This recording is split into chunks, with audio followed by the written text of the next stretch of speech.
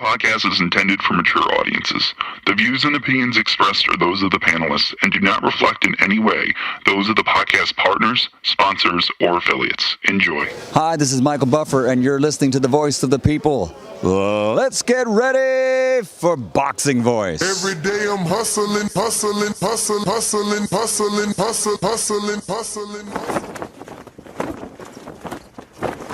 When Benavidez gets cooking, it's like fighting an octopus. El Bandera Roja, David Benavidez. I'm the boogeyman,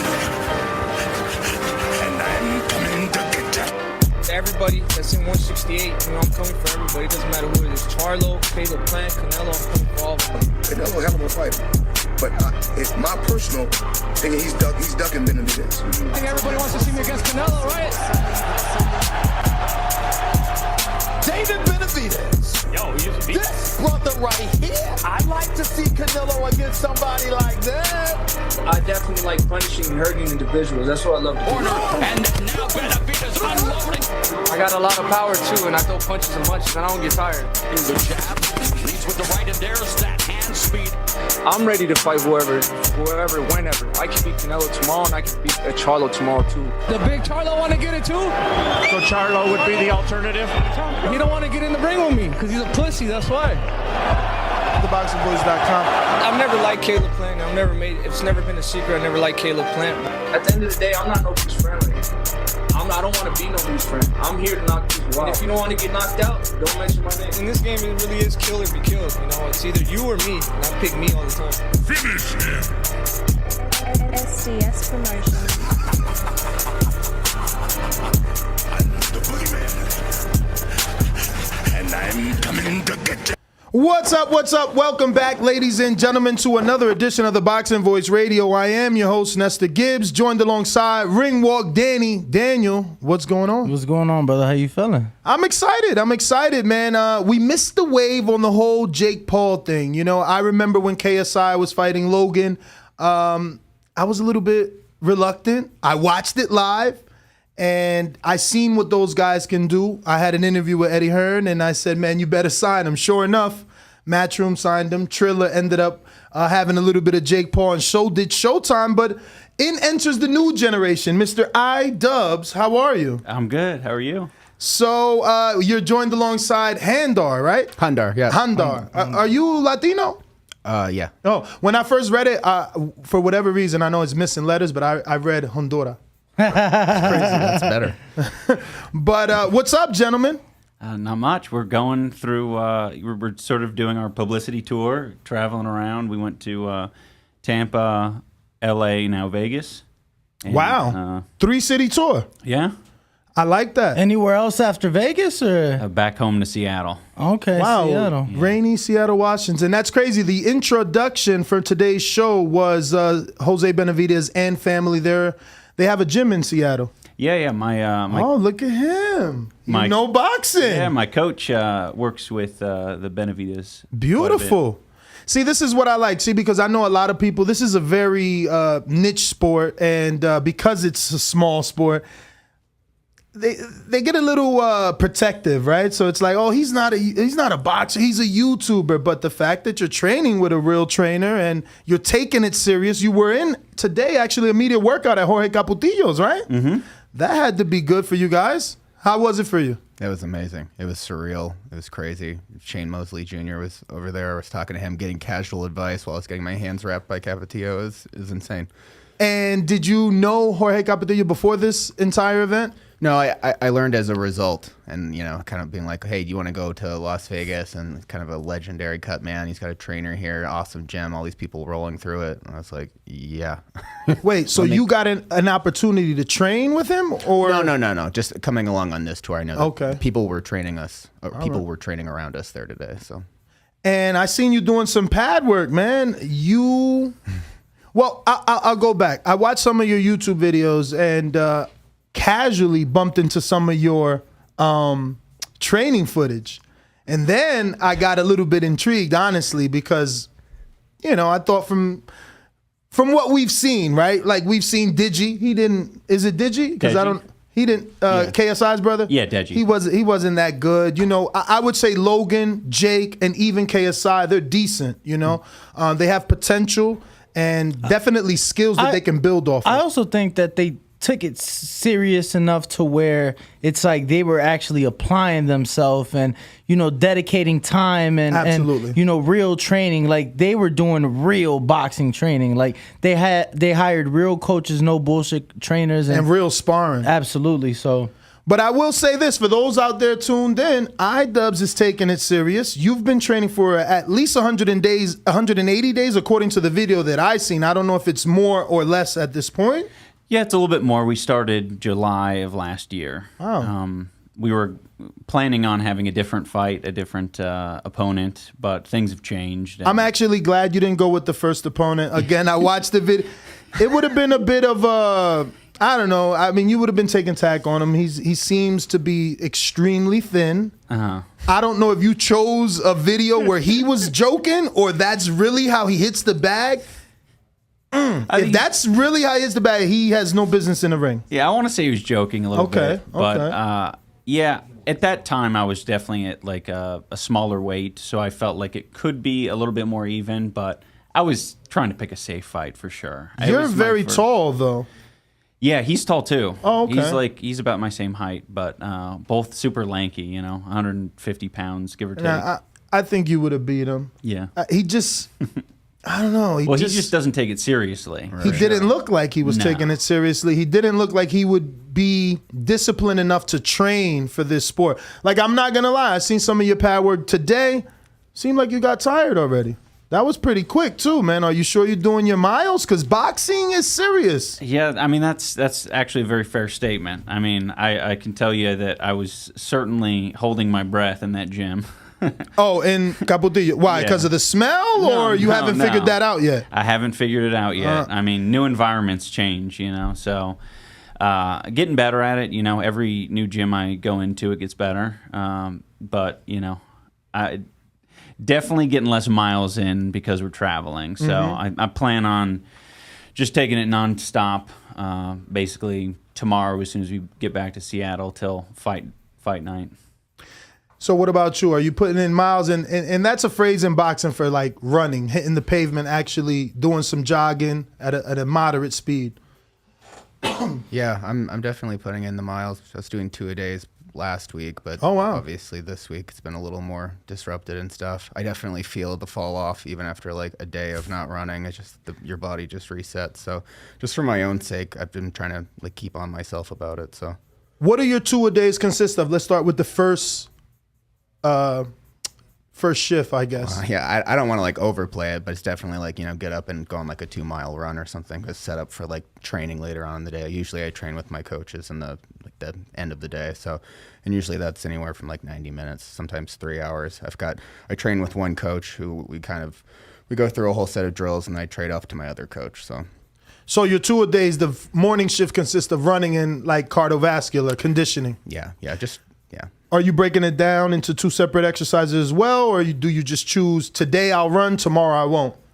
The schedule is very busy, so it just kind of depends what works for us at the time. But typically, it'll be, you know, pad work training for like 2 hours with my coach at the gym, and if we're not doing that, then it's just running roughly 5 to 6 miles a day. Nice. Let me get a screen share. So how much did you weigh in July? Because you seem to have put on a significant amount of weight. I don't know if it's the mustache or the hair the that's mullet. grown. Yeah, I don't know if the hair because you let it grow, but I feel like you look bigger than the pictures that I've been looking through in the last couple of hours. Certainly. Like that's what most people sort of know me as online, is this very skinny guy. I was between like 140 and 150 pounds. And, wow. Did you grow too? Because again, I'm 6'5", bro. I feel like you're at least 6'2". Yeah, I'm around there. And you were 140? Yeah. Holy fuck, bro. Yeah. Whoa. Why? Yeah. Why? Just I don't have an appetite. I never have. My stomach gets full easy, so it's actually been quite a challenge for me to like, you know, eat as much as I've been eating. Have you tried protein shakes? Yeah, that's definitely the thing that's been helping me out a lot. Is chugging the calories is easier than eating. Well, I feel like you had a follow up. No, go. I was gonna ask him the same question about the protein shake. I'm kind of curious, right? Because there's people watching this live right now that are like, "Who is this guy?" And honestly, them and myself, I'm interested. Like, what's your story? I'm on the YouTube channel, and I see you have like, what's this, 9? So are all these your channels? There's 9 linked channels or 8 linked channels to yours. You got like iDubbbz TV 2, iDubbbz Game. So all of those are yours? How to Basic? How to Basic? No, he's just a friend of mine. Okay. So that would be the sidebar where I put a lot of my buddies, or if it's not my buddies, like you said, it's my other channels. Okay. But yeah, I mean, I do all sorts of stuff. I did gaming for a while. More recently, I'm doing documentaries. So we'll fly somewhere, find an interesting character, an interesting story, and we'll tell the story about it. I think one of the more popular ones, if anyone's interested, is this guy named Airsoft Fatty. He lives in. I saw your picture with him, and I noticed I think I might have the picture. I do have it pulled up, and can I get a screen share, please? And I don't have my switcher cast, so there you go. It's there now, and there we go. That is Airsoft Fatty. Yeah, he's a great guy. Okay. So what's his story, and why'd you pick him? Right, because there's something before you made the documentary. There was something. So how do you go about it? And I'm intrigued. Yeah, I mean, me and my friends will creep around the internet sharing videos that we come across. His videos are all over the internet if you look in the right places, and he's got a lot of very viral videos of him playing with lightsabers in his front yard. I mean, he's, I want to say in his early 20s right now, but him and his friends would go out there and hit lightsabers, and there's quite a funny viral clip of him like eating shit in his driveway. He just completely piles up while he's trying to fight with the lightsabers, and it's got, I'm sure, millions of views. But not literal, right? No. When he said eat shit, like he fell. Yeah. He's not eating. These kids do anything for views these days. I just don't know. So obviously, millions and millions and millions of people following you across all your social medias and whatnot. What got you? So was it YouTube? Was that where you started? Like, was YouTube your start? And if so, what got you into YouTubing? Yeah, I mean, it was mainly YouTube gaming. So, like, I think a lot of, guys who haven't touched grass in their life are pretty infatuated with the idea of, like, making a living playing video games. It's like kind of a dream idea. So I started out with that kind of fantasy, but then I started doing different types of content on YouTube and sort of tried to elevate it a little bit along the way. So if you started out gaming, why not switch to Twitch? I think Twitch was still sort of in its infancy at the time. It wasn't like as popular. And by that time I had moved on to other things when Twitch was popping off. What do you feel was it for you that was like your blow up moment, right? So I remember seeing, and I did, funny how life works. I didn't know it was you. You did like a RoboCop or like a cop thing with Jake, or was that Logan? Jake or Logan? I'm not sure. I don't think I've done anything with Jake or Logan. You're talking about Content Cop? Yeah, Content Cop. Yeah. Oh yeah, I made a video about. Well, I think it was a bit of a clickbait. I was basically saying that, like, sort of announcing to my fans that I was going to talk shit about Jake Paul. It ended up being about the guy who I was going to fight, Rice Gum. It did a little switcheroo there, but okay. I'm familiar with Jake and Logan. I watched their stuff, and what do you think of them? I'm not a fan of what? Their, why not? I mean, their boxing's one thing. They can box. That's great. I love that. And they take it seriously, which is hugely important. Super serious. Yeah, I want everyone on our card to take it seriously. It's actually been kind of a struggle getting everyone to be like, oh, wait, this isn't like, like a little side hustle thing you can do. Like, you have to dedicate all your time to it. But yeah, Jake and Logan are good at that. It's just their antics sort of off outside of boxing that I'm not crazy about. Like what? Tons of scams. I think Logan specifically just loves doing crypto and NFT related scams. And it's like, yeah, it's just, there's like too many to count at this point. Wow. Yeah. So help me with that pronunciation one more time. Hundar. Hundar, you can call me Brett, whatever it is. Brett? Yeah, I'm not picky. So talk to us about Muscle Party. What is that? That's just my newest channel. It's kind of like all that list of channels you saw on his page and stuff. I've gone through a lot of different projects on YouTube over the last like 10 years. So Muscle Party's the new thing I've been doing solo. It's kind of just comedy and, you know, sort of working out adjacent type humor. And Off Canny? Oh yeah. So I was on this. I was on the biggest channel I was a part of so far was this channel called Cow Chop. It was sort of a gaming and, you know, live action jackass kind of, you know, goofball channel like that. So Off Canny was some other people who worked with me at Cow Chop, and they went off and they started that channel. So this is just an affiliated channel. Yeah, same vibe, like How To Basic for Okay, so your channel is the Muscle Party. Yes. All right, and what sort of content do you create there? It's just like whatever pops into my head. It's not gaming focused. It's kind of just comedy, and you know, sometimes it's related to working out, sometimes it's not. Sometimes it's just, you know, a video about my dog because I feel like making one. So yeah, I see the Chihuahua there. Yeah, that's Hank.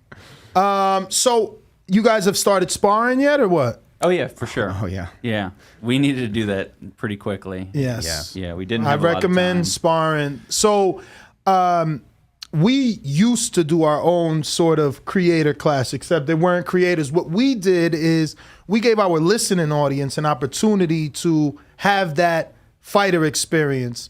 Because a lot of our listeners, like, they're probably in the chat right now, like, man, I'll beat those YouTubers up. So it's like, yeah, let's put it to the test. Yeah. Come on, you said you could beat them up? Yeah. Sign up. I like that. Go train. 8 weeks. We'll see you in the ring. We're gonna record it. You'll get the ring walk. You'll get the walk, the ring music, everything that a fighter gets. But you got to perform under those lights, you know. Yeah. And I did that a few times, and I realized quickly sparring is the best. I would say exercise you can do, especially on short notice. Like, since you guys already have a date for your fight, I would say throw everything out except sparring. Because the more comfortable you are in the ring, the less you're going to be exhausted. Believe me, you're breathing. You're only going to control it by being able to not be afraid in that ring. And when someone rushes you, it's natural for us to panic. So you got to get over that, because that adrenaline dump is a motherfucker. For real. So just hope you guys are sparring. And talk to us about that sparring. Who are you using? And I don't know, are they more experienced? Well, I was curious if you, because what you described kind of reminds me about the Fousey Tube situation. Have you seen that fight, Fousey Tube? Mm-mm. Oh, he's this guy who was doing a charity boxing match, kind of like the one we're doing. Okay. And he only had a month to train. A lot of us, I mean, I've had, at this point, 9 months to train, which is a whole lot better. But he only had a month to train, and it was ugly. He couldn't defend himself at all. But that's like sort of the number one thing we're trying to avoid with this event. Yeah, I would say, you know, that panic, man, you know, when someone comes to you, learn how to deal with feints too. Someone, you know, they'll be in front, just flinch at you. You don't want to be this guy, because now you go like this. The next time he feints, he's faking to get you to the head, jab to the body, or another hand. You know, it's a what do you call it? Like a decoy.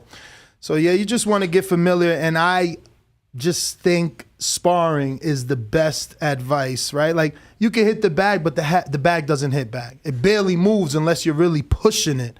And you can also dial down on the bag, right? Like, you got 1 round, which is 3 minutes, depending on the gym you're going. Maybe they got this clock at 4. But if no one's looking, now all of a sudden you're on your Mayweather punches and you tap, tap, tap, tap. Oh, someone's looking. Boom, big left hook. Tap, tap, tap. No one's looking again. So sparring, you can't do that. Yeah. Whether they looking or they not, that guy in front of you is coming to get your head off. So your heart is just pumping. It's totally different, but it's worth it. You know? Absolutely. I'm curious, right? You both have had plenty of success, on the internet, through social media and whatnot. I'm curious, what has been your guys' biggest life lessons that have came from being influencers? I'm sure there has to have been something that you're like, oh shit, I fucked this up, or whatever the case may be. Maybe things that you weren't doing before. But what has been the biggest life lesson that has came from being an influencer? Hundar, I guess we could start with you. Yeah, I mean, I think some of the rules like that also like tie into boxing, right? Is like it's easy to get in your own headspace and like take a hit and feel like, okay, like I'm not in the. It's like. For me, like my other channel ended, I was kind of struggling to come up with ideas for content. A bunch of like real life stuff was interfering with me, right? And it was like super easy to just sort of shut down and not like get back up and just get back in it. And talking to Ian was really good for me, right? Where he's like, dude, just go and make anything, right? Just even if it sucks, you can, you don't have to upload it, but just like get back on your feet and like try to get back to work. And that's true. Obviously, you take a bad hit in boxing, it's easy to get in your own headspace. You get demoralized in sparring. You feel like, okay, not internalizing that sort of like negative feedback and instead using it for, to like fuel you for whatever. So I think there's parallels there, and that's certainly been true for me in my life. And that's a good comparison, comparing it to boxing, right? Yeah, I would go a step further and say that the comparison would be the comments. I'm sure you guys, as popular as you are, you receive hundreds of thousands of comments that could fuck with your psyche, fuck with your chi, your emotions, how you feel that day, or how you're going to perform that day. So, yeah, I think even Ryan Garcia, I'm sure you know him. I've seen a video where you mentioned him, and he's suffered, mental illness and depression because of the outside world. Always having an opinion, much like me. I'm looking at you, and I'm seeing you throw the punches, and right away I picked up on the negative. But I will say, I love that, to be a beginner, you're turning over your right hand a lot, like literal corkscrew. Like, I'm like, wow, that's something that obviously has set in and stuck with you. So who taught you how to throw the right hand, right? And again, how did that stick? Because look, we were just doing pad work a week ago, and I'm like, bro, you got to turn your right. Mm-hmm. You know what I mean? You can't just, and I see that you're completely twisting it and bringing it back, which gives me hope. You know what I mean? If you're doing the technical fundamentals technically correct, there's hope. So how'd you pick it up? Yeah, my coach, Michael Briggs, Bonafide Boxing, he's been boxing since he was 12. He's trained people in mixed martial arts, kickboxing. He's done it all himself. He's really anal about the fundamentals. The two things that he focuses on, like before anything else, is footwork and posture.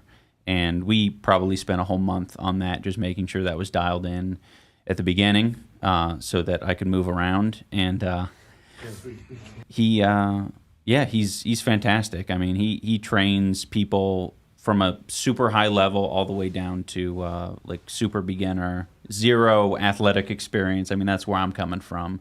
No sports growing up, no nothing. So, that's him right there.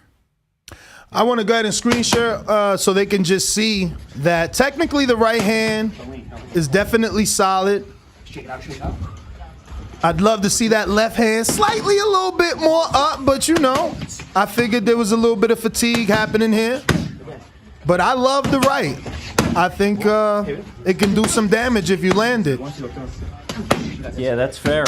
Usually the left one is a little bit more perky. So you think you have a better left hook than a right? Left hook. Yeah. Yeah? Yeah. Okay, let's see if it shows up here. I don't think you'll see it here today. There goes that deep breath, iDubbbz. Yeah. What's up? He was like, he blew it all out. You gotta understand, Shane Mosley Jr. was eyeballing me, and I was like, I don't want to fuck this up. I get you. The other day when we were working, we were almost done with our workout, right? Mind you, you guys are training to fight. We're training because we're lose weight. We're fat and we're trying to lose weight.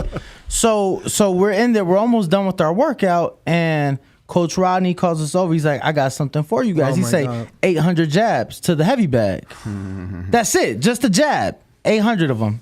So then world champion Devin Haney walks in, so we're like, fuck, we can't look like a bitch, right?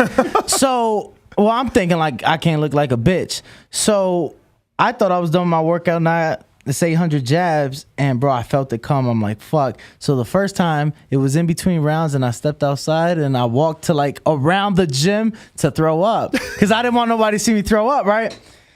Then we're on the heavy bag, it was like the 30-second in between rounds, and get back to the heavy bag, and I felt it coming again, and I look at the clock. I'm like, fuck, man, there's like 2 minutes left. And I saw a bucket, and I just picked it up, and I threw up like twice, got back to the heavy bag, because I'm like, if I stop now, I'm going to look like a bitch. So kept back, and then I threw up again. But thankfully, that was the last of my set of jabs, so I was done after that. But yeah, your man. Stomach was empty. Bro, stomach was empty, and he was hungry again. Yes, I was hungry again. We had 8 earlier that day, so yeah, no, I definitely get what you're saying. Especially when there's eyes on you. I feel like most boxers I've been around, they respect the effort more than how good a beginner is, right? Because it's like trying to show off to them, it's like, I do this professionally. Mm-hmm. But if you're at least trying and applying yourself, I feel like they'll respect that more. So that's a great point. I think you're right. It's like kind of seeing the heart and the amount of effort put in. That's like, yeah, that's like that's something that you can't always teach. So I'm curious, right? So for somebody like yourself, so well known and popular and successful, what is it that keeps pushing you to train? Like you said, you're doing for charity. You're not even doing it for money, right? There's always a check coming from somewhere. But no, I mean, like, what is your purpose to do this? I mean, I fell in love with the sport. Initially, I'm gonna be honest, it wasn't like I wasn't crazy about boxing or anything. But once I got an actual coach, and he was teaching me, and he told me to look up videos, and what made you get a coach though? That's what I'm saying. Yeah. Well, you always had the fight, right? You were always planning on fighting. I'm sorry, I'll give you more context. There was a guy who had called me out to fight. Another YouTuber. Classic, yeah. Influencer How many boxing. followers he had? He has, I think, around 10 million. Okay. Yeah. So it made sense. It made sense, and we had mad beef in the past, and people were hungry for it. The problem was he wanted like $3 million plus dollars to up fight. front, guaranteed or back end? Guaranteed. Oh wow, he wanted that up front. Yeah. And I mean, we couldn't even do $1 million for him, so we had to find someone else. That's crazy. So when you say you fell in love with it, obviously you said you got a coach, you start training, you fell in love with it. But did you fall in love like with watching it as well? Like, do you guys sit down and actually watch the sport for pleasure, not because you're being told, I want you to see how this guy throws a jab, but because you want to actually see who wins this fight? Yeah, actually, I want to say there was specifically an influencer boxing match. I'm not sure which one of Jake's it was that we had watched kind of when we were getting started. My wife is also training alongside me. She was going to be in the fight, but she got concussed, so she can't anymore. In sparring? Yeah. Who was she sparring? A lady who's very good. She was in Seattle. Yeah, she's been kickboxing and boxing. I want to say for like 20 years. So she was. How old is she? She's older. I think she's maybe 40. And so, like, it was never told to her to take it easy on your wife, that she's a beginner? No. She's super competent. I think the problem is my wife has played competitive sports growing up, and so she got a little. Yeah, she just doesn't like. She's completely like all in. She gets into it. Right. Yeah, she so doesn't. She went hard, so the girl had to go hard too. Yeah, exactly. It was totally mutual in that way. Is that your wife outside? Yeah. Okay. But she still trains with me every day. She keeps me sort of on point, keeps me motivated. We do all our runs together. Every boxing session we do together. So she's been a huge help, just making sure that I'm, taking it extra seriously. Are there any hidden goals or agendas with this for you guys? And I know I'm using the word agenda, but I don't mean anything negative. But like, I don't know, are you secretly hoping to be good enough to get the attention of a Logan or a Jake? Are you like them? Do you maybe want to go pro, or is this one and done for you guys? I think we're feeling it out. I mean, neither one of us has done anything like this before. We won't. Hey, if Jake or Logan want to box after this, we're down for it. I might be down for it. But we want to see how the event goes because Anissa and I, my wife, we're running this whole event. Like we have, hundreds of thousands of dollars invested in it to make sure that it goes well. So it's like a financial risk for us. The reputation's on the line as far as putting all of these guys together and saying that they're training and that it's going to be a good show. So there's a million other things I'm worried about other than what happens, who I face next. I'm just kind of worried about the other stuff. Don't you find that difficult? Because obviously, again, I've done 13 shows, and whenever I was fighting and doing the promotion of the show, I found it so much more difficult, not only to get all the hours and time in and training, but just the running around the day of the event. You'll still be, since you're the money man, you'll still be the person that everyone's coming to hey, where's this at? We need that. How? It started out feeling that way, there's no way we could do it. But as we've gotten closer to the event, there have been people who've come in to take ownership and responsibility for certain parts. Perfect. We're with a YouTube touring group called Real Good Touring, and they've been super helpful. Same thing with Mike Leonardi, our boxing manager. He's taking care of all the boxing end of things. So I want to say that, by the time fight night comes around, no one's going to bother me for shit. And everything will go smoothly. We'll see what happens after the fact. Maybe that'll be a big misstep. But my opponent, Dr. Mike, is also doing a bunch of stuff on his own. How old is Dr. Mike? Because he looks a little bit older than you, but he looks in phenomenal shape. I actually think we're around the same age. I'm really 31. I think he's near there. But yeah, I mean, he gives off he's a doctor. I always think a doctor's 10 years older. Dr. Mike's 32, actually. Oh, okay. Yeah. Fuck. That 1 year's. Let me get a screen share here so they can see Dr. Mike here. I guess he does look a little bit young. Well, no, see, the thing, I actually thought he was older, right? I thought he was older. Yeah, older than him, than Dubbbz, I mean. Yes, Okay. yes. I thought he was older than you because I'm like, well, fuck, a doctor? How long you got to go to? And then, because I looked at, I'm like, oh, he's a real doctor. He's not Dr. Dre. You know what I'm saying? He's a real doctor. So I'm like, all right, well, that's at least 10 years. Bro, this dude ain't no real doctor. He's a fucking famous 9 million subscribers. What the hell is he doing on his YouTube channel? Yeah, I mean, it looks like. Well, all right, not anymore. Oh my God! Yeah, look, you see, Ken, he's not doing that once a month shit. He's like, oh, I'm getting 1 million per video. I'm doing as many as possible. Is he really a doctor? Or did he quit by now? I want to say back when we invited him, he sent us a selfie of him in the operating room or something, and I was like, oh, okay, I guess he's practicing. But was there a body was there a body on the table? He's just in scrubs in the room. I don't know. Maybe he was just overseeing things. So how'd you hook up with him for this to be your opponent? Well, he's always been interested in boxing. He's been at least doing fitness boxing for 10 years, and he even made a video with Ryan Garcia.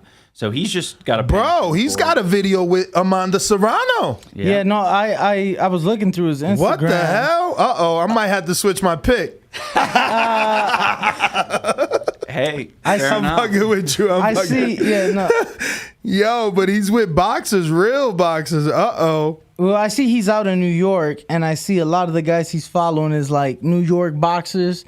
I saw Shoo there, Richardson Hitchens. Oh, wow. He's with Shoo. So I'm saying people he's following. So it seems like the boxing people he's following is at least people in his area, in the New York area. So right. I don't know.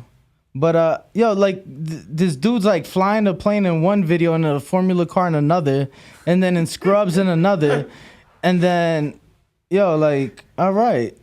Yeah, no, that's, okay. Yeah, he does it all. Yeah. I see. Can he fight, though?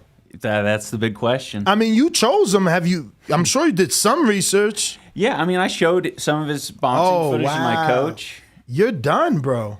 What? He took body shots from Ryan already. It's a wrap, bro. Ryan has like one of the strongest left hooks in the game, bro. Let me get a screen share. Oh, fuck. Yo, and Dr. Mike actually looks pretty in shape. I'm not going to front. Look at him. Oof. Oof.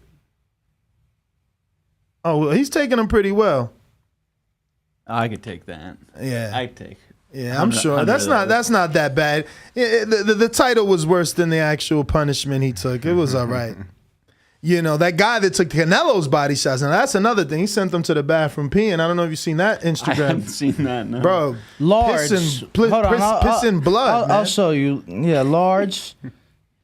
Can But while you do that, let me pull up your opponent here. Where are you? Okay, so you're taking on AB.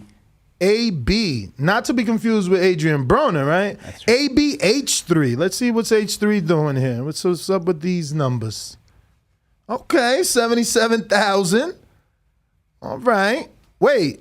Why are you with the ops, bro? What the hell? I mean, are you his friend or this guy's friend? What's up? I'm playing both sides. Oh shit! The promoters dipping in both sides, bro. Are you teaching him some moves? Yeah. I'm simulating exactly what AB does. Oh man.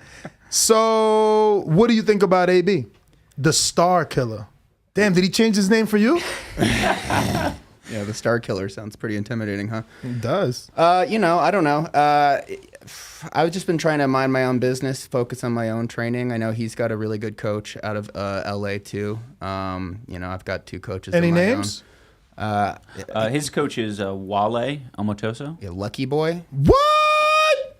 You've heard of? Fuck, bro. This guy's fucked. Wale killed somebody. Is a Wale Lucky Boy Amatoso. He killed somebody in the ring with a right hand. Yeah, he's like from Nigeria or Ghana, one of the two. Yeah, dark as hell. Used to train with Freddie Roach, and his manager was Stephen Feder. Yeah. Shit, bro. Damn, bro. Rest in peace. One of my coaches, so I'm training with Michael. Wait, who's your coach then? So I've got 2 coaches. I'm training with Michael Quick Flores. He's a 3-time Golden Glove champ. He went to nationals a couple times. And then I'm also training with Myro Burgos. He runs Headway Boxing out of Eagle Rock. In Seattle? No, I'm in LA.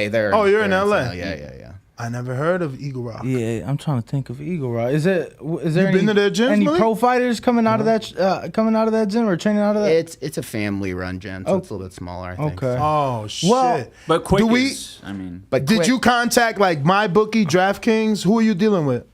Well, you guys aren't getting odds on the You're not fight? getting odds?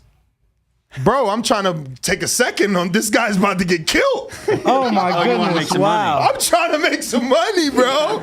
Bro, he's training in a gym with no pros. You need to stay here. Well, Quick trains at Wildcard. It's not like that's like some. Okay, well, you got to give us context, man. So I do have that video of large barstool, which is So let's see the difference between Ryan throwing shots and Canelo throwing shots. And then we'll see the after This is effect. a scary POV. Yeah, I don't like GoPro footage. What the hell? That's what you see before you die. Is it the video or the internet? Oh shit. No, I think it's the video because that's how it looks over here. He takes a couple more, but we'll see the after. This is not. It's not worth watching if it's gonna be pausing. That was the after. Yeah, that's the after effects. Nice. Which, to be fair, obviously we didn't see him take the piss in the toilet, right? And yeah, they could have put some Kool-Aid in. But trying to make Canelo look like he's a killer. We have seen other fighters definitely. When we all know the only killer is Star Killer. Oh my goodness! Late reaction for this one. He's gonna love that. I see you've got a new fan. I'll let him. I'll let him know. Oh man, no, but you do look tougher. I'm not gonna front. Like, let me get a screen share.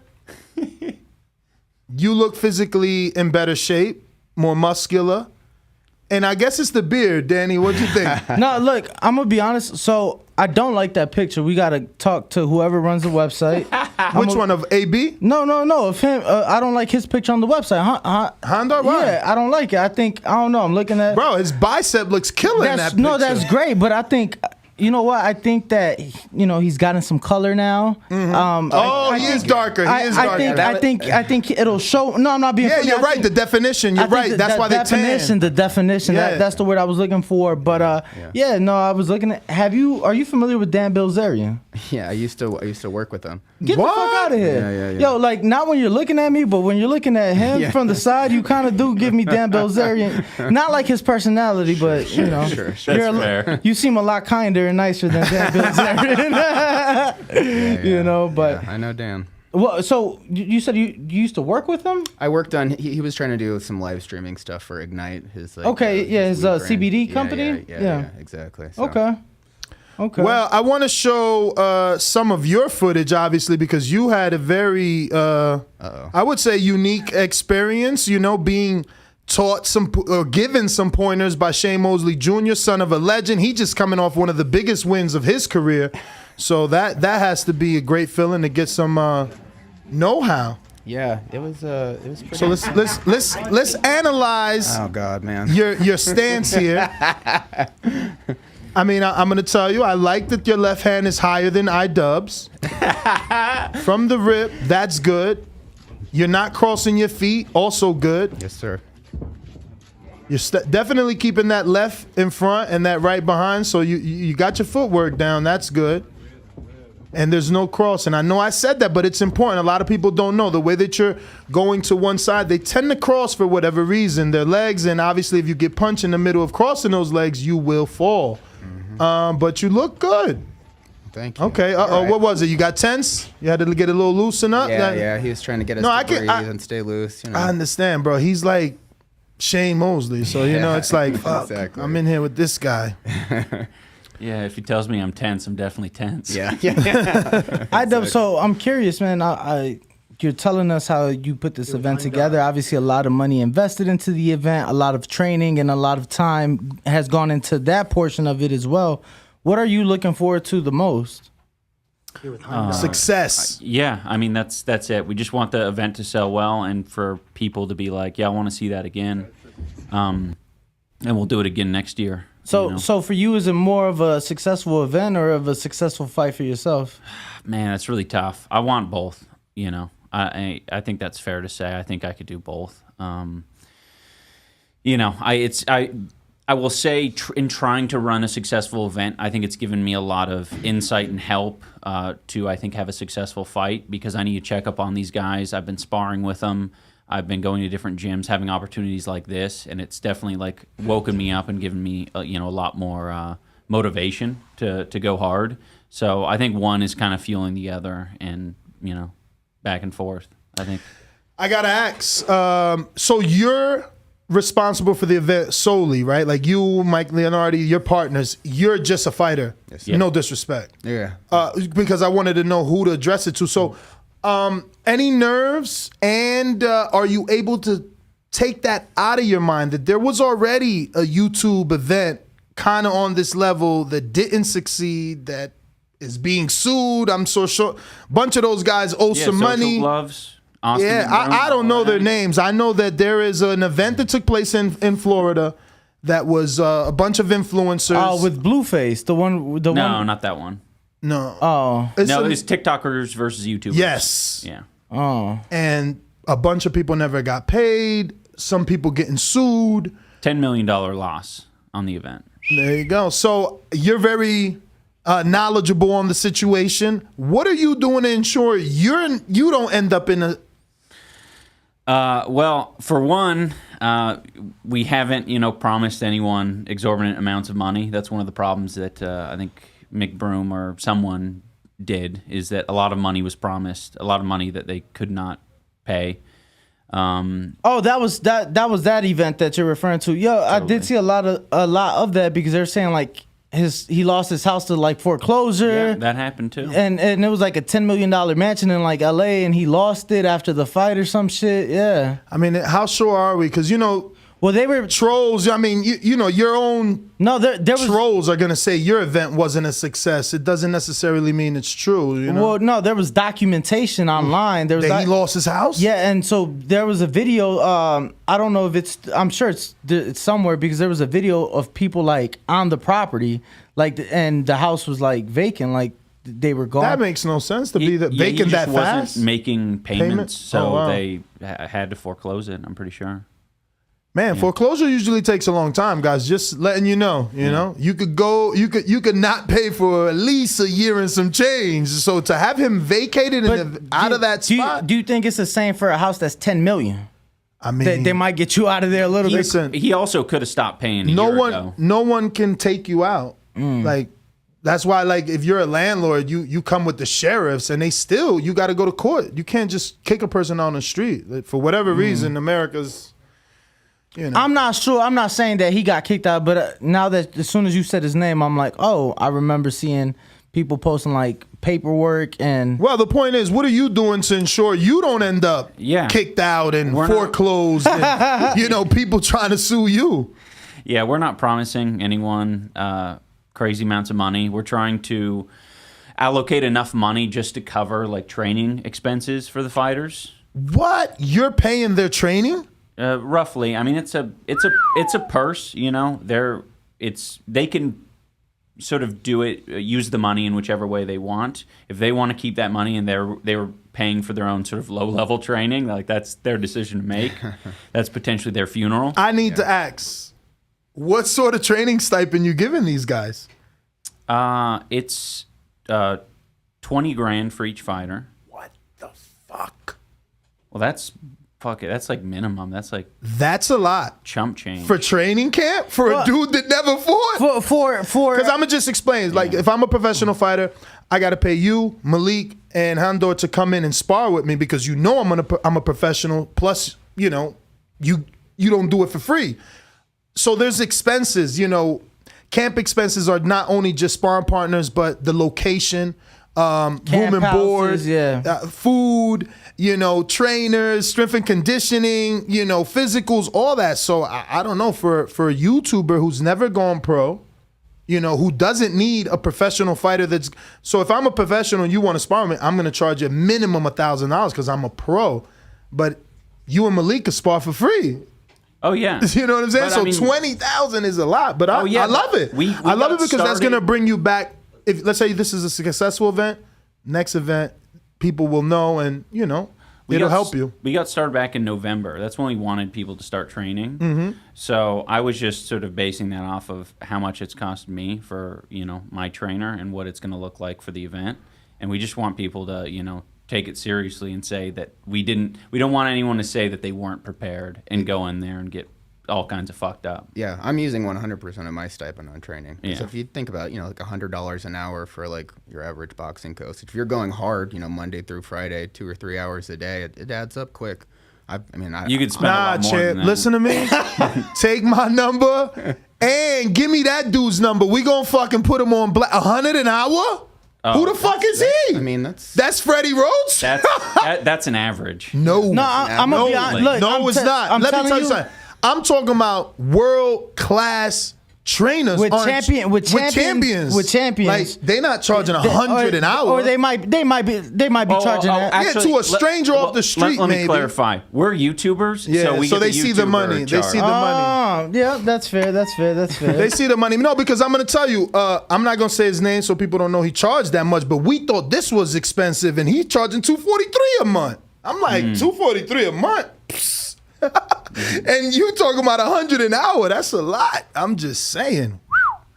I'm gonna be at this fight. I want to see it. I got a house in Florida. I got to go check out. So you got a house literally right outside of Tampa. Yeah, but not right outside. It's in Sarasota though, 50 minutes or so. I'll definitely make this trip. But you know, you got to take the good with the bad because you guys are all YouTubers. You guys are all very successful.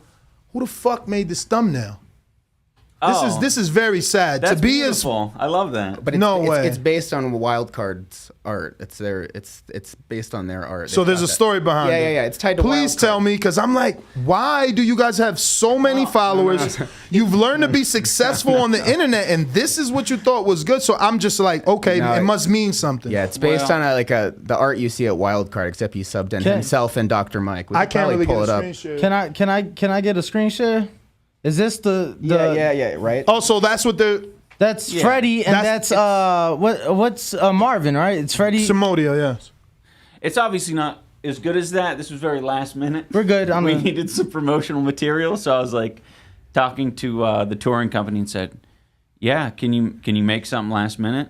And that's what they made.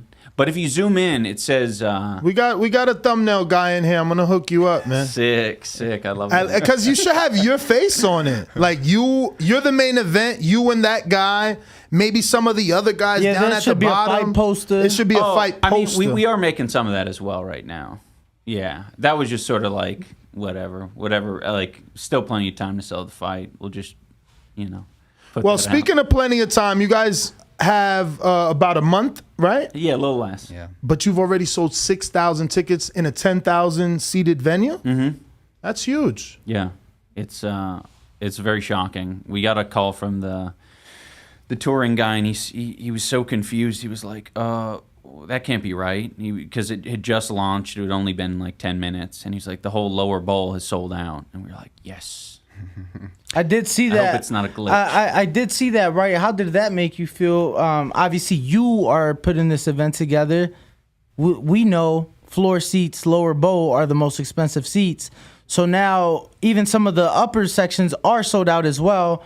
Now, obviously, you just got to sell the cheap tickets in a sense. Did that kind of give you like, all right, like we're making like headway? There we go. Yeah, for sure. I mean, I this is all news to me. Like what sells first and where people want to sit. I went to the Jake Paul. They want to be closest to you. I mean, I went to the Jake Paul event in December, and I bought floor Tampa? seats. Yeah, for a ridiculous amount, like $7,000 or something.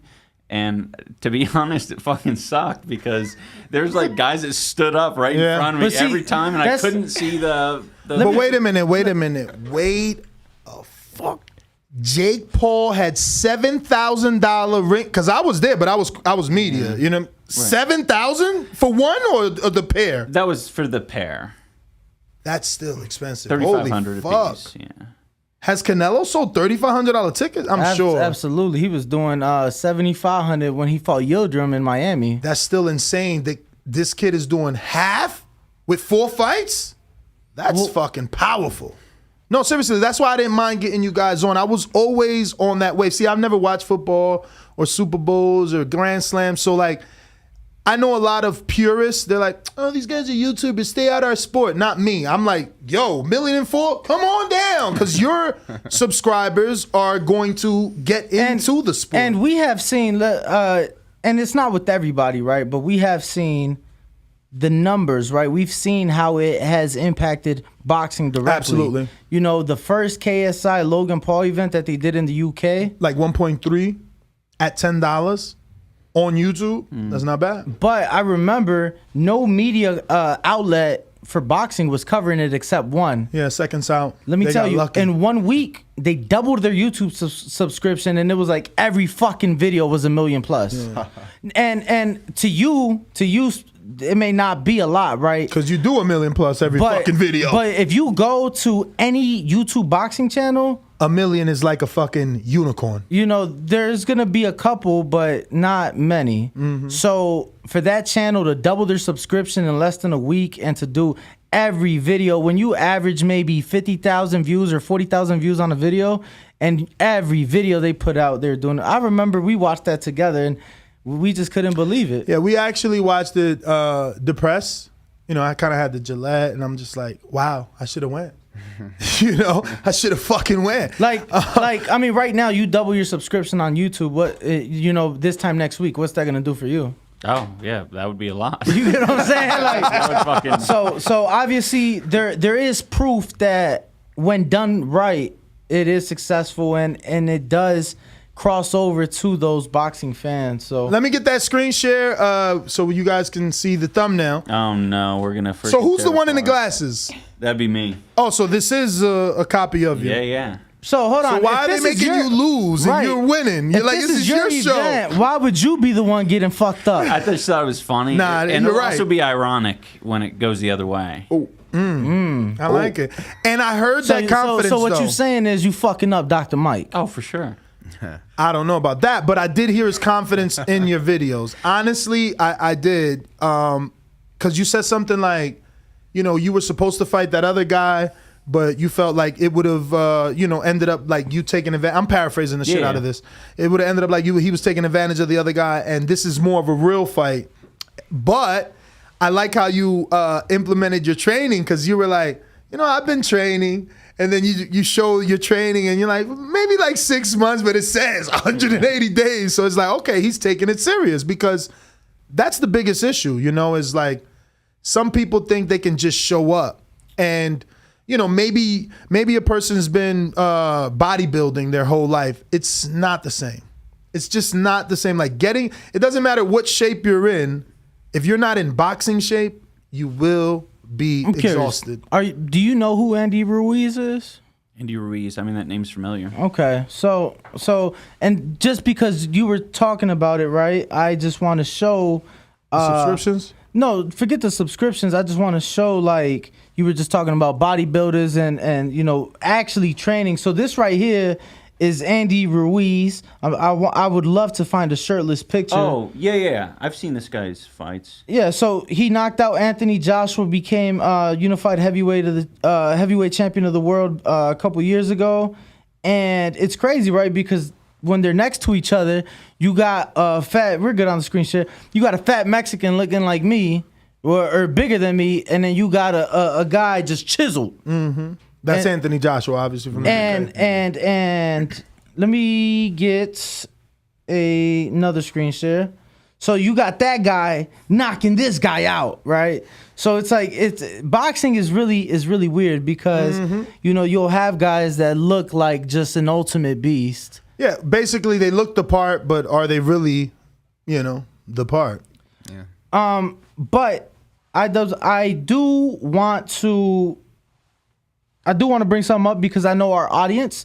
So when I searched you, there were some things that came up, maybe a bit controversial from your past. Yeah. And I know our audience. I know that they're gonna be like, look, latest comment, who is this dude? They're gonna be like, who the fuck are these guys? And they're gonna search you, and they're gonna be asking the same shit.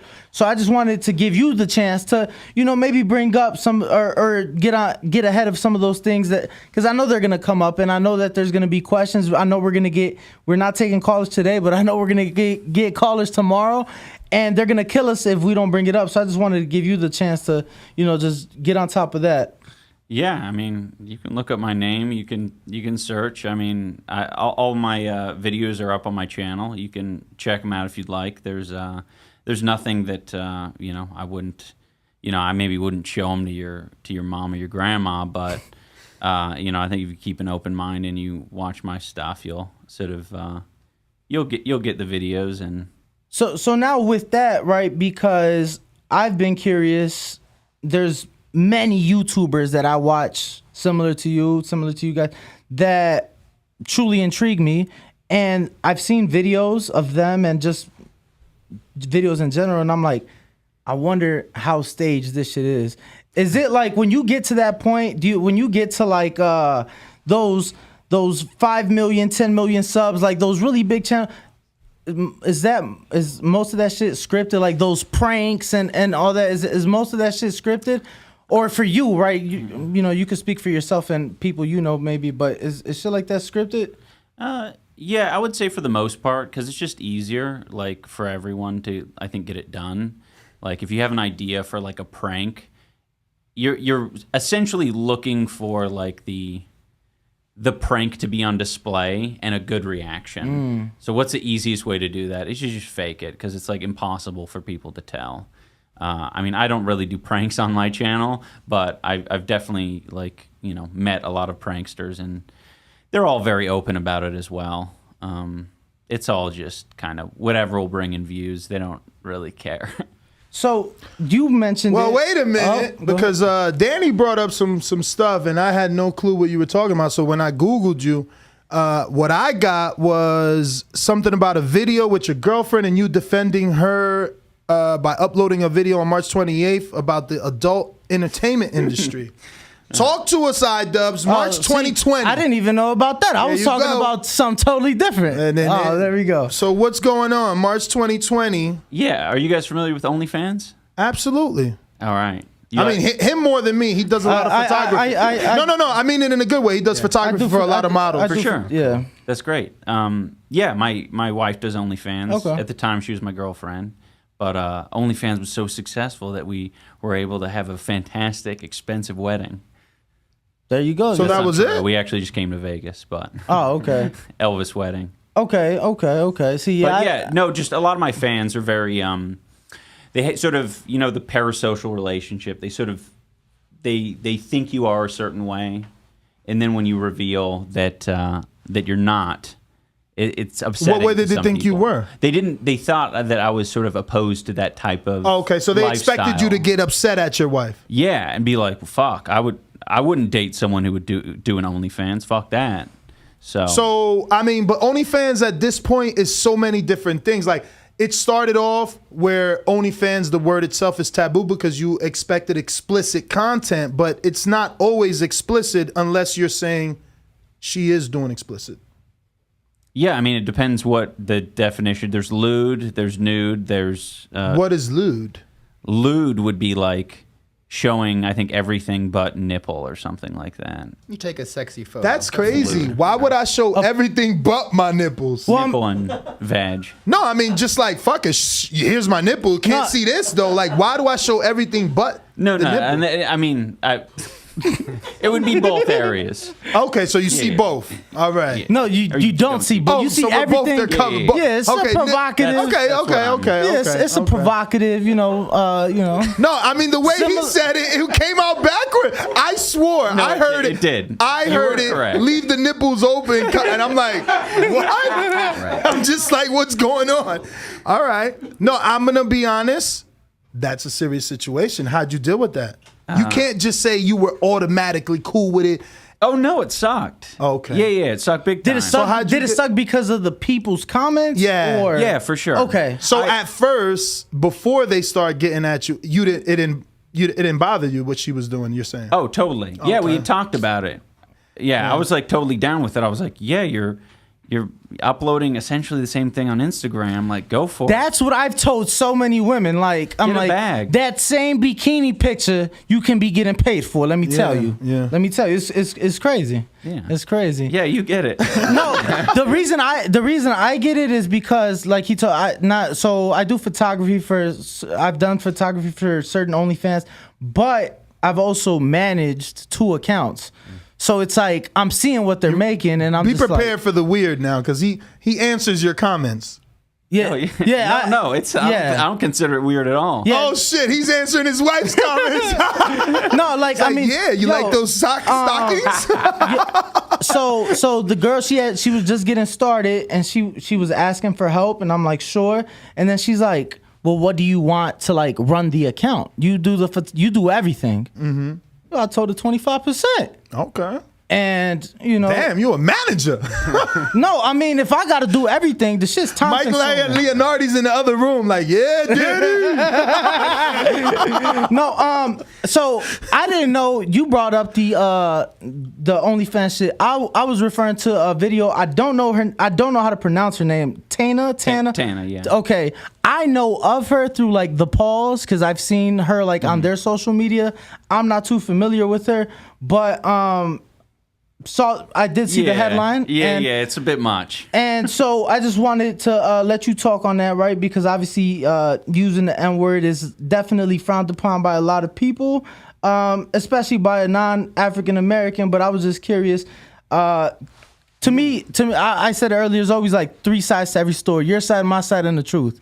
So I feel like there's always a backstory. So I just wanted to give you, that was what I was referring to. I just wanted to give you the opportunity to kind of jump on top of it because like I said, I know our listeners are going to do that. Yeah, I mean, I think I was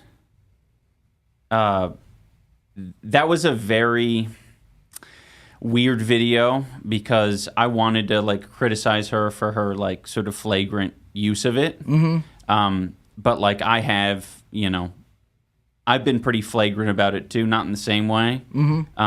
And I thought there was a message to be shared there, and I don't think it was particularly. It was okay in criticizing her, but I think I probably wasn't the person to deliver the message, if that makes sense. And for those of you, because when I saw that, like I said, I'm like, it could be just straightforward, like that's all there is to it, or there could be more. So for those of you who may not know what you're referring to, there was a series of tweets and posts that Tana made on social media. Who's that? I want to say she was Jake's ex. Oh, I have no idea. Yeah, they were dating. Okay, Jake's ex, and I know she's still good friends with Logan. The only reason I even know of her, but so back to what you were saying, that's what you were referring to, right? The series of tweets that came out where she was, using it just on various platforms and whatnot. Yeah. Okay, so you just felt that you were trying to correct it, but instead it kind of backfired in a way. Yeah, I think I was. There was a message that I was trying to put out there, and like I'm not really the person to put out that message.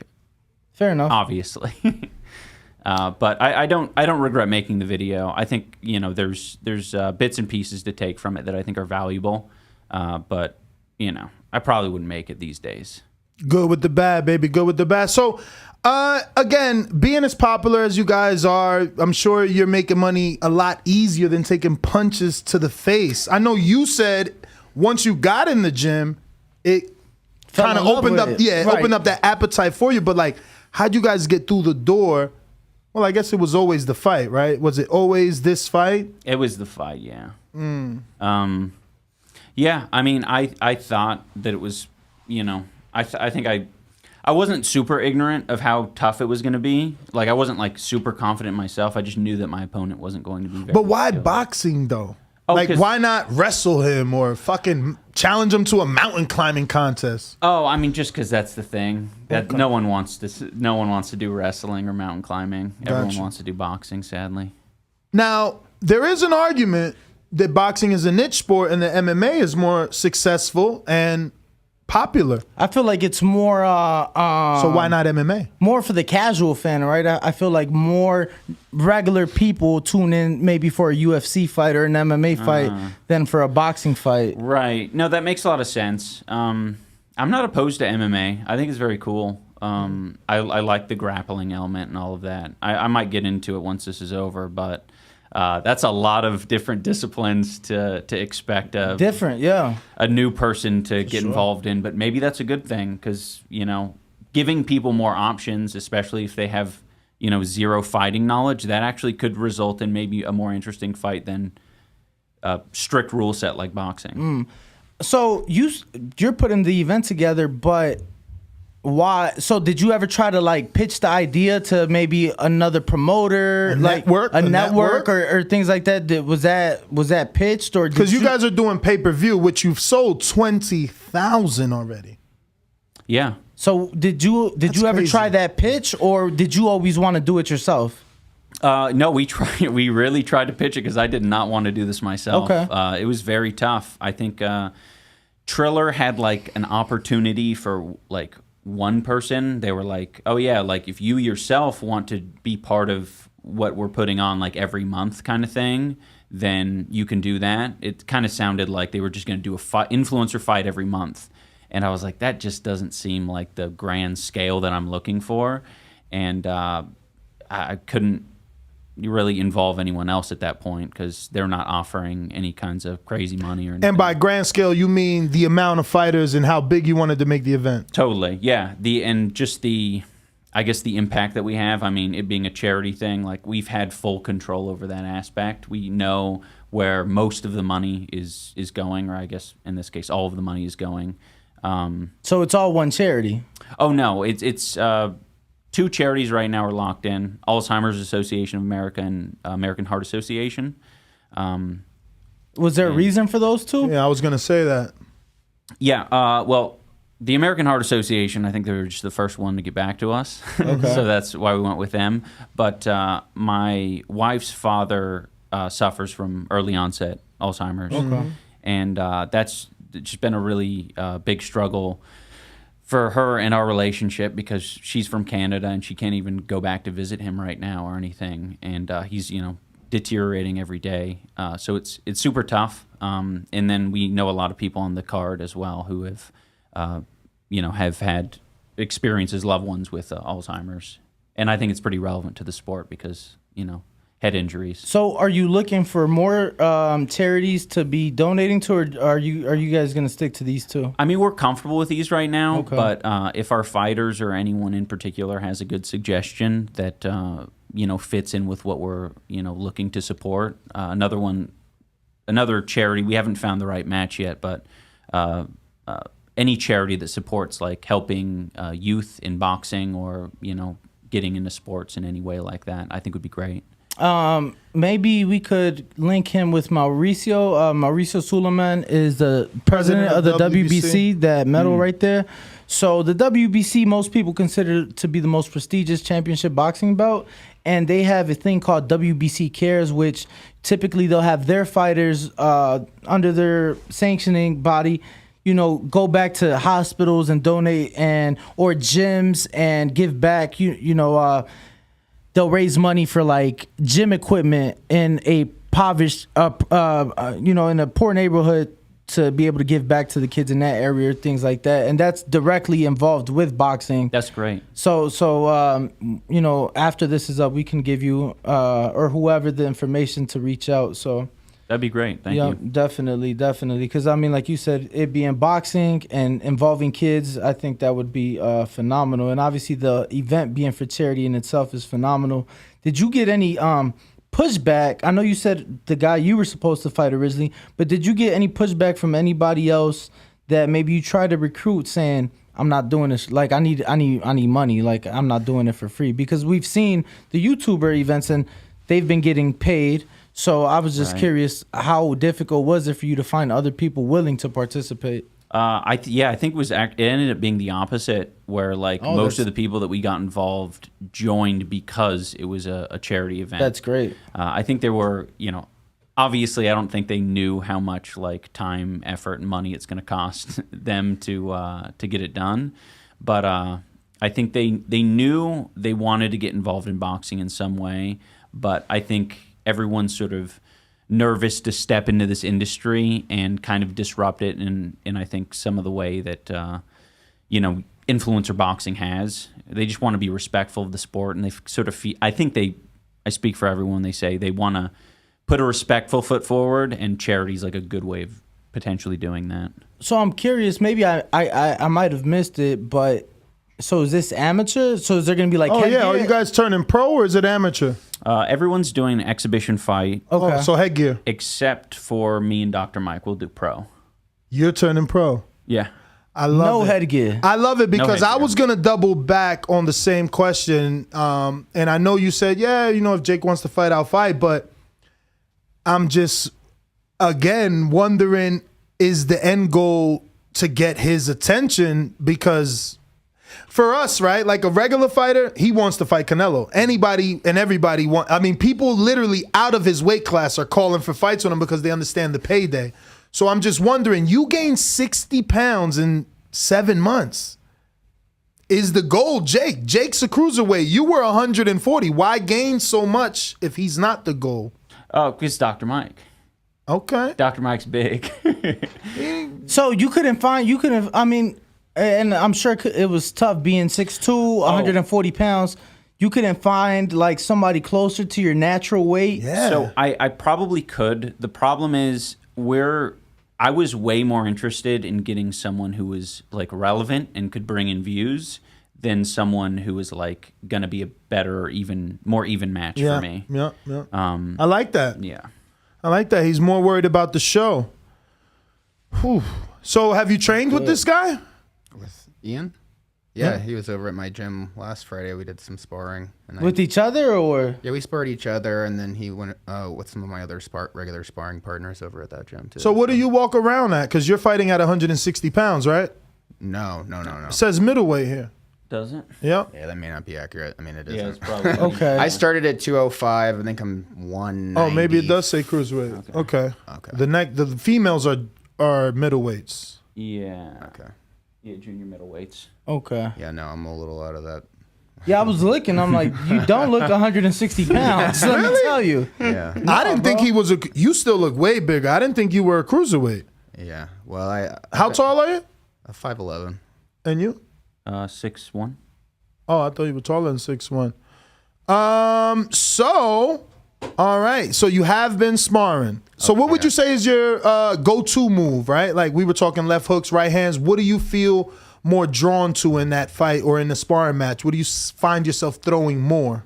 My jab is just super useful. My coaches go on and on about that being like one of my strongest tools. And nice. I definitely feel that as far as just like creating openings, distractions. I mean, just everything. It's just so, I use it for everything. They didn't send me any footage of you using that jab. All I got is you like shadowboxing without. That's good. I know. Yeah, we don't want an air of mystery, So I'm gonna have to show iDubbbz here because I want to show him in the ring with Shane. Shane's putting that mental pressure on him. Oh yeah, he's breaking my brain down right now. He's making me feel very uncomfortable. So he wanted you to pivot there. Yeah, he wanted me to get in the middle of the ring when he's sort of coming at me. I need to like. Yeah, that's a good pivot. He's trying to teach you how to move out the way with a pivot. At least you got some swag. I don't like that left hand that low. I'm telling you, dangling it, you playing with it too much. Something's gonna come. Yes, but something's gonna come right in. Okay, that's valid. I'll take that and put that in the memory bank. Ooh, and he went like this too. I'm gonna be watching this. wait, what do you say I did? You went like that too. Oh, like, I love using the elbow. Love that. You want to keep elbows in boxing. If you go up, now you're gonna get hit.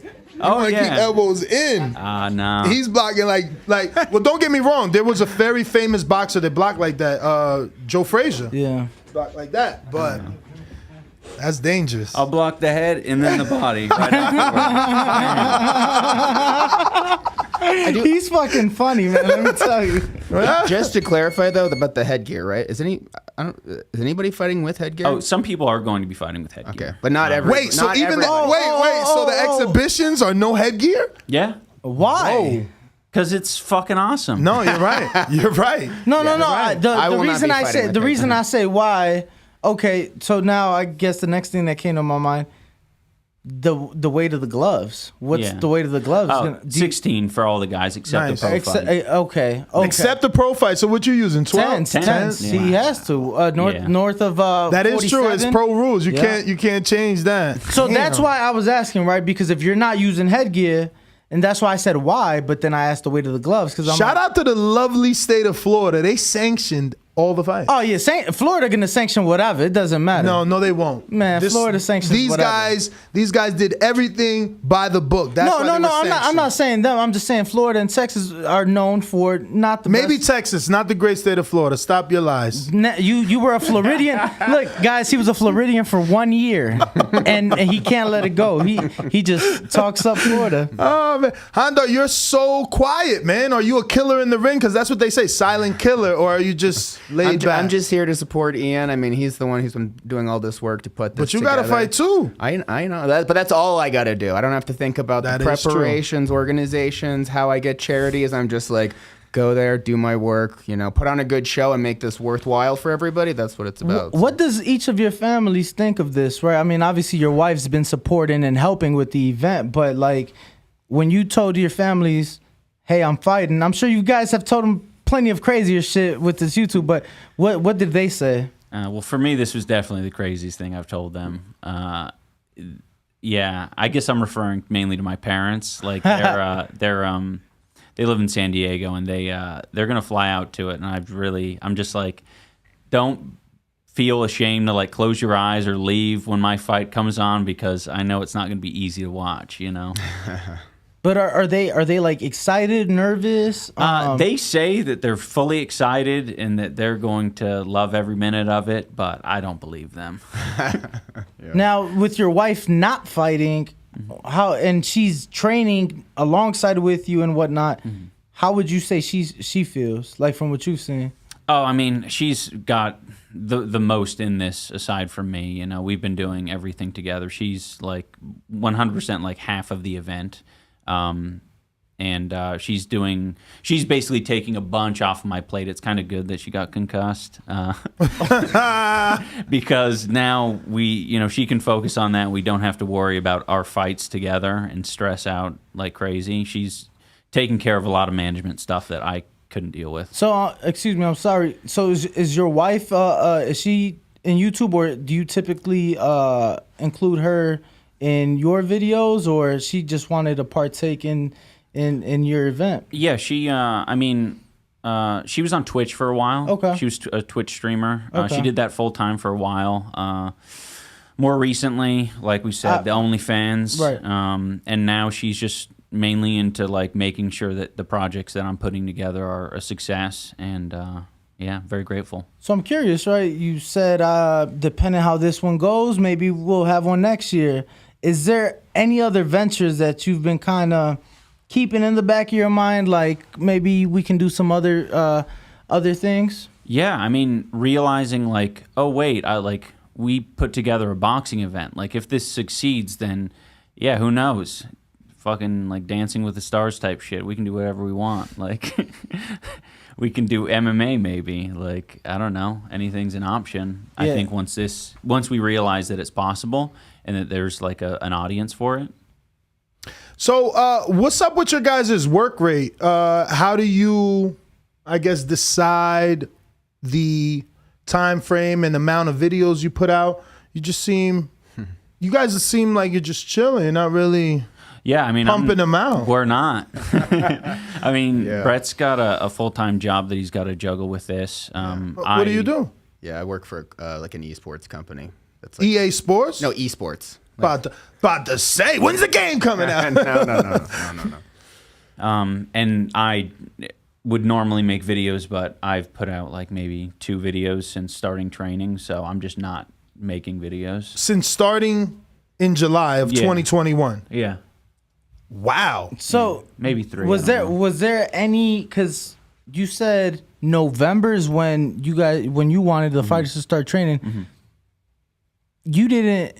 You guys didn't think maybe documenting some of the training to help promote the fight, promote the event, be able to not just give your fan base, but the casual fans who aren't familiar with you, it's hard to find any footage. An opportunity to see your progress and stuff like that? Or why is it? Yeah, I think I may have just been like a bit paranoid about like how much footage I want to put out there. Yeah, I think that's by design. We have a lot of footage, but I'm not like posting my sparring videos. So for my opponents to watch or so anything. boxing rule, right? Yeah. Very few sparring videos of fighters out there, and you got the YouTube chat open. I'm sorry. Do you have it ours? Yeah. Mm-hmm. Can you go to it? That's the name of the person who we missed earlier. Okay. Thank you. Fuck, I just lost my train of thought. Where was I? We were talking about putting out footage. You said yes. So fighters hardly ever put out footage. Sparring. It's taboo. Sparring. Yeah. Now, I'm gonna be honest with you guys, because everybody is fighting for the first time. If you guys put out sparring, truth be told, because just off the skill level, very few, like nobody's gonna be able to capitalize off of it. Mm-hmm. You know, like if Dr. Mike puts out video, realistically speaking, you're probably not gonna be able to capitalize off of any flaws you may see in said video. I agree. But neither here nor there. Hopefully, it will help with promotion. It will help with promotion, and hopefully we do get. It's kind of what we, we do our show 7 days a week because boxing is every day. Any breaking news, we're talking about it. But that's one of our pet peeves when a fighter has a fight, and the lack of promotion, the lack of social media posts, the lack of training, just the lack of awareness for your own fan base. Let them know what you're doing, because word of mouth is. Huge. For example, we've been putting out a lot of content. There's the Creator Clash social media that posts like almost every time we have a meetup and stuff. We've been making videos promoting it. I think Ian's working on a documentary. I was gonna say we have a different strategy. Yeah. Brett's kind of touching on it, where like a lot of our fighters, they put out their video schedules are like 1 video a month, and that's because they get 10 million views on a video when they put it out.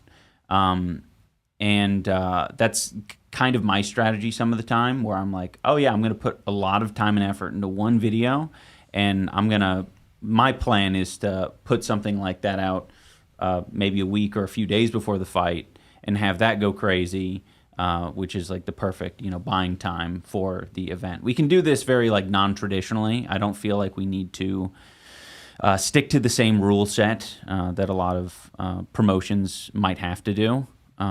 And for some of these fighters, I think the transformation and what state they show up as an end product is going to be part of the draw, right? Like, did this person take this seriously for all these months? Look who walks into the ring versus, like, maybe if you see some of that, it destroys a little bit of the mystery in some of these cases. So there's a balance there, right? So. I can see that. It's funny because I've seen certain like YouTubers boxing matches and stuff, and kind of to what you were just getting at and what I showed earlier, they'll weigh in. And I don't know either guy, right? So I'll be like, yo, that guy looks in way better shape. He took it serious. Yeah. And then that same guy will get his ass beat the fuck up like the next night. So it's kind of funny because how you were saying, who took it serious, it'll show come the night of the fight. So I could see, now I see because it's like element of surprise, don't know what to expect. For us, with real boxers, we hate it. Right. There's a huge heavyweight championship fight this Saturday in the UK. They had to get like permit. Dude, is that this Saturday? That's this Saturday. Dillian White and Fury. Yes, this Saturday. Wow, that just snuck up on us. But we've been complaining because one of the fighters has been in line and begging for this title opportunity, and he finally gets it. I'm talking years.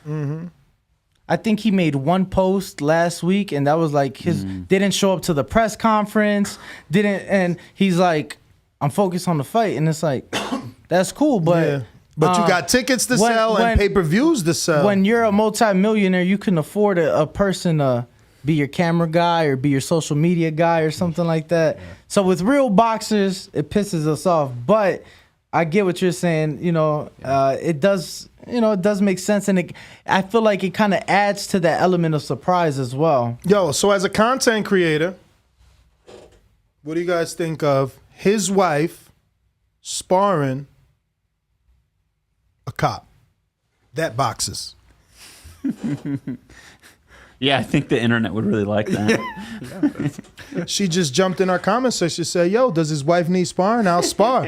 When I Googled the name, she's a fighter and a cop. Cynthia Claudio's just in the chat like, I'll spar his wife. No idea how big his wife is, what weight, what height. Well, they're pretty famous, so they might know them because it's people in our chat like, yeah, it's facts. He only posts one video every 2 months, so like people know you, so they might already know your wife. Yeah. No, I mean, she's done with sparring. There was a guy freaking out in our chat earlier because he was like, yo, he's a fucking legend. I love iDubbbz. And he's like, he's a legend. I was like, it's funny, right? People who may not know, to other people, they're like the biggest thing and stuff. Yeah. For me, nobody in my immediate family, none of my brothers are into sports. And I'm like the biggest sports head. And it's like, somebody big to me, it's like, and when my brother found out I was interviewing Jake Paul, I was like a god to him.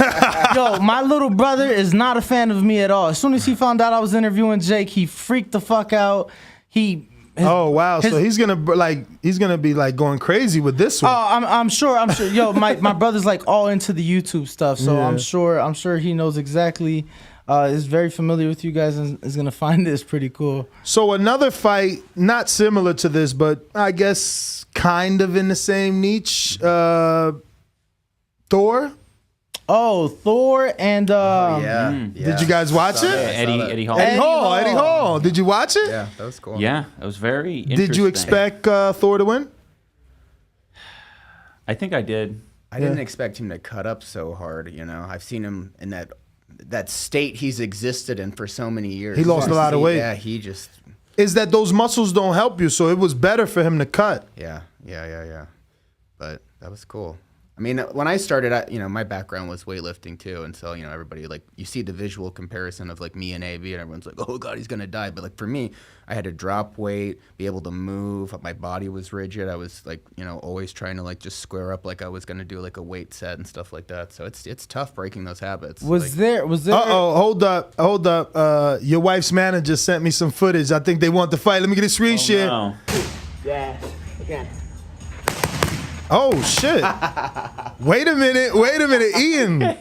Why is she faster than you? Oh no! What the fuck? Her 1, 2, 3 is pretty decent. Bro. Yeah. And that right hook, she's putting a lot of torque into that right hook. Southpaw too. That's not. And let me tell you, she brings her shots right back. Look at her hands. Oh, bro, she rolls better than you. Look, damn, look. No, come on. Bro, listen, this is my job. We can put his video to show you the difference, but look, it's more fluid. She's smoother. I believe you. We don't need it side by side. Oh, look man. at this. Look at this. Just look. Oh, he took it down. Bring it up. Yes. Look, even the trainer knows it. Yes. 1, 1, 2. Do it again. One more. She's got a good straight left. Shit. I'm a little shocked at that combination. That shit is pretty fast, bro. Nice. I'll nice. vouch for Ian. He normally moves like this as well. Okay. Wow. This is a stressful morning. We had a lot to absorb. Credit to your wife, bro. She put month 7.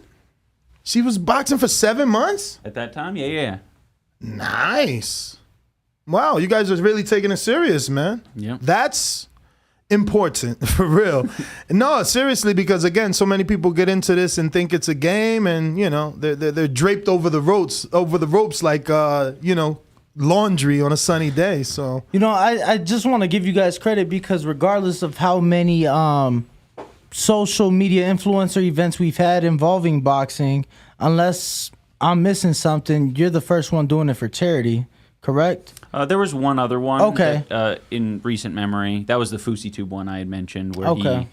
him and another guy, Slim, they boxed for charity. But I don't think it was quite as big of an event. It was maybe only 1 or 2 fights. Okay. So did you choose Florida for the weather or the fact that they would sanction it? Yeah, I think the second one. Okay. Just making sure. You never know. I mean, because Atlanta, North Carolina, they're pretty, but I guess it's not as... We're learning slowly. I didn't know all of the options really at the beginning. Yeah, I don't think you guys would have fit in Atlanta, though. It seems like Florida's the better market for you. Yeah. More vacation, water, it's easier to sell. You got Disneyland, Miami. Atlanta is just like... Black Hollywood. That's it. There's not much you can sell there. It's either you're going there for that or you're not. So... Well, I think those are all my questions. Definitely. I do want to thank the both of you for coming on. I'm locked in, man. I'm ready to see what you guys got. And you didn't send us any footage, so I'm only impressed with your right. This guy's like hiding the footage. No, you were giving me compliments earlier, right? Well, a little I bit. mean, A little bit. No, definitely on the footwork, which is super important because when the going gets tough and you are trying to get out of danger, it's good to see that you're not going to be crossing your feet and tripping over your own feet. So, yeah, but your right hand looks official. So you're in Seattle, but right? now I'm kind of wanting your wife to fight. She looks good. But hold on. But you're not training in Seattle. Yeah. I am. Okay. He's training with one of the Benavidez' coaches. Okay. That's right. Okay. So, damn. What? I want to go get that footage. Oh, you want to go see him train? Of course. It's pretty rainy in Seattle. That's cool. Starbucks is up there. So I'm a huge. That's literally my sole reason for I have going to Seattle. What, Starbucks? Yeah, see, I'm a huge Starbucks guy. Seattle's on my bucket list for that. Oh, nice. And now one of my favorite married chicks is moving up there, so it'll be good. Favorite married chick? Yeah, she just. What's that mean? Whenever her and her husband get into it, she hits me up. So. Untitled. But no, definitely want to thank you, gentlemen, for joining us. And you guys been on a press tour. Got to get back to training. I want to give you credit for that. We sit here and we're like, oh, I wish Canelo would do another Press tour. 11 city press tour, which is what they did with Floyd Mayweather. But it's been that long since that fight that anyone has done more than, let's say, 3 to be on the safe side. So 4. you did 3. That is a lot. That should be, very much praised because real boxing they're not doing that. No, it has to be. If they're spending money, they're doing 2 cities, LA, New York, or New York, Vegas, or New York, Cali, but never 3 or 4 or 5, let alone 11 like Mayweather and Canelo did. So just credit to you guys for trying to go the extra mile to really put some attention on the event. I think it really shows how serious they are about the event. When we talk about an event like a Mayweather, Conor McGregor, they did a 4-city press tour. You guys doing a 3. That's phenomenal. So, just have to give credit when credit is due. Because no, but it also, if you want to talk about, giving credit, I think it was amazing that you gave us the information so that people can know that you're giving out $20,000 training camp. I bet you they're going to write articles about that. I'm telling you. Like YouTuber gives out 20,000. And how many people on the card? I think 18. So 9 and fights? He's giving 20,000 per fighter. That's what you said, or is everyone not getting the 20? No, they're getting it. They're getting paid. paid. Man, you are the man. That should be out there. Listen, and none of this matters to you guys because this is like for real boxing fans, but Crawford's contract just came out and he was getting $50,000 for training camp expenses. And this is a fucking YouTuber is giving a regular guy $20,000. Promoters should be ashamed. Like, I'm legit impressed with what you're doing. And it's embarrassing that promoters don't do that, and a YouTuber is giving $20,000 for camp expenses. That's insane. And when we say $50,000, Terrence Crawford, if you guys don't know, I mean, we're talking one of the top. Yeah, he's the top 3 fighters in the world, and he only gets $50,000 for training camp from the biggest promoter in the world. So you're doing your thing, champ. Yeah. No, definitely. We wish you the best of success. And May 14th, Tampa, Florida. You guys can head over to creatorclash.com to order the Creator Clash, I think, right? Yes, the Creator Clash. Thecreatorclash.com. Head over. You can purchase pay-per-view now. There is tickets available. And let me tell you, for the first time ever, again, you guys aren't going to care. I went on the Creator Clash website, and then there was a spot for credentials for media. Yeah. This event, I've never. Not the first, but it's not. PBC did it, but that's again, you're doing things that we big ass promoters do. Like the fact that we can apply for a pay-per-view only media credential is on par with Premier Boxing Champions, which is a corporation that they started with a $500 million hedge fund. So like, you're doing things that the big boys are doing. So to put things credit to you. To put things this Saturday, that heavyweight fight, we're paying $75 to do our job. Right? We have to pay to do our job.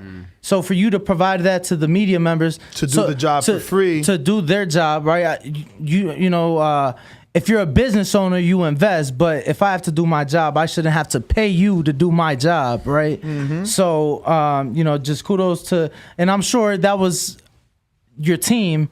I was about to say I wasn't even. Oh, you didn't know? Doing that. No. Yeah, so I'm happy about it. Shout out Mike Leonardi and the team. Shout out Mike. Real good touring. Because you guys are. Say it again. Real good touring. Real good touring because that's impressive. Let me tell you, it's little things, but they matter. Yeah. They definitely matter. And I'm gonna be honest. Obviously, you want this event to be as big and successful as possible. That right there is gonna help it because if another media outlet like ourselves. Like, man, I don't know these guys. What am I paying $20, $30, or whatever the pay? But, I can get it. Well, might as well cover it. It's for charity. If they're giving it to me, I might as well support, And that's truly how people look at it. But so just want to give kudos on that. And, the team, Mike Leonardi, everybody. So definitely. Thank you so much. I appreciate it. When do you guys plan on getting to Florida? Is it fight week, the week of, or are you getting there sooner? Yeah, I might be doing 2 weeks before. Yeah. I will not be there 2 weeks before. I got to figure out my situation still, but yeah. Got to adapt to that humidity though. That's for sure. Yeah, the humidity's serious. But yeah, man. thank you guys for coming on the show. Thank you for having us. I'm definitely going to be locked in and looking forward to this event and checking out the way you guys perform on said night, man. I'm interested now, for real. I'm really interested in you. I can't believe you gained that much weight. So, yeah, I want to see what you can do. Final message to Dr. Mike right here. Uh-oh. Be prepared to cover your face, because if you don't, it will be bloody and bruised. He said cover your face. Yo, I fucking like you. I was expecting, like, be ready, get knocked the fuck out. Nah. No, not traditional. Not at all. Not at all. What about you? Any last minute words for your opponent? AB, I'm spending all of my $20,000 on my coaches. How about you?